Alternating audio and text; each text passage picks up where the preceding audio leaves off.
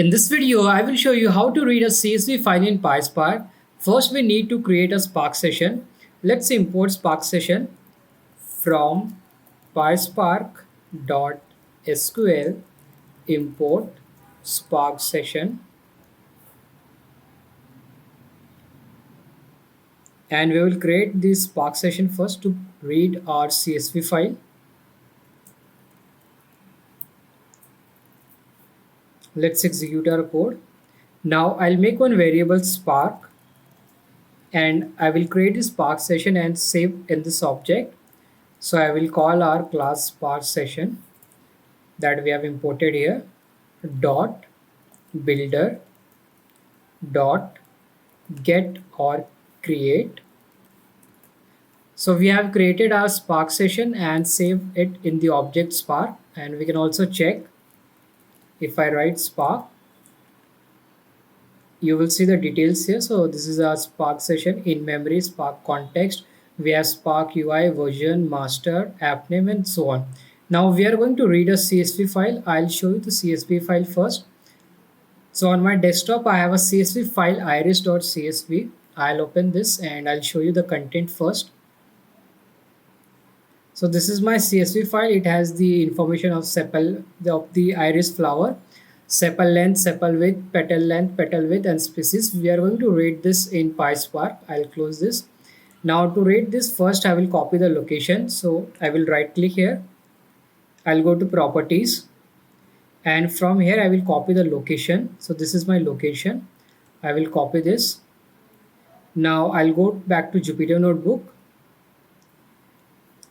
Now I'll make one object df, and I will call our object Spark. From this I will call the method read, and from this I will call the method CSV. Now inside this, in single quotes or double quote, I will paste the location of the CSV file, and then I will type the CSV file name. So my CSV file name is iris.csv, and you can check here the CSV file name is iris and the extension is .csv.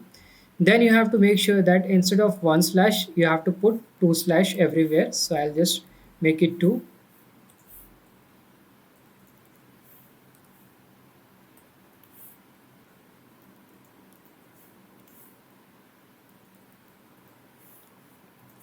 Now I will press enter. So this will read the CSV file and save in this variable df.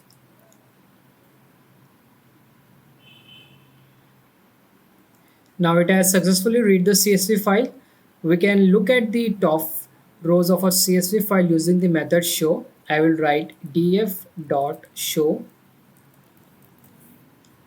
and here you will see we have read the CSV file. But one thing you will notice that we are getting this underscore C0 underscore C1 underscore C2, and below this we are getting the column name sepal length, sepal width. And to make this correct, this is wrong actually, and to make it correct we have to pass some parameters. So our first parameter is info schema, and this will be true.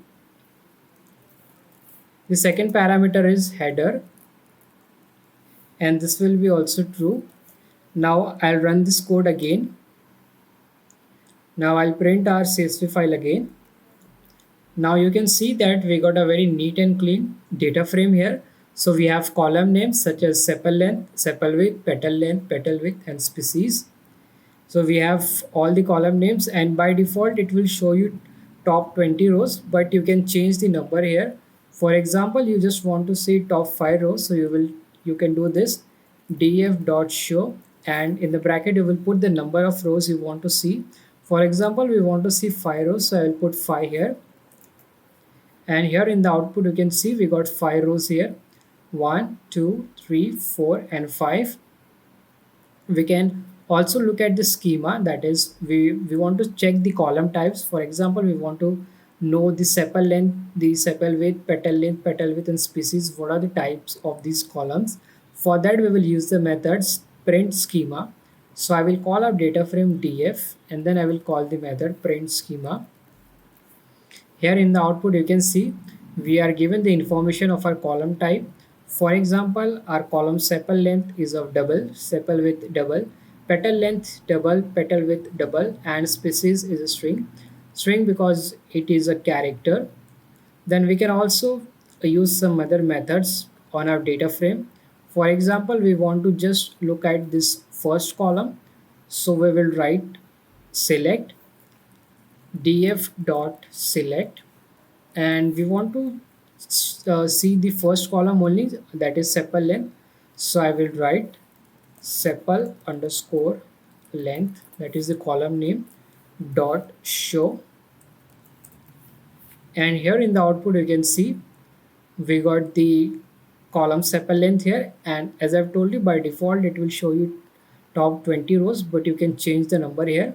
If I pass 5, so it will show me only 5 rows, and here in the output you can see only showing top 5 rows. So this is how you can import any CSV file in PySpark. You just have to copy the location of that file, and you have to pass these two parameters. Info schema is equal to true, so it will print the schema, and header is equal to true, so it will print the header here.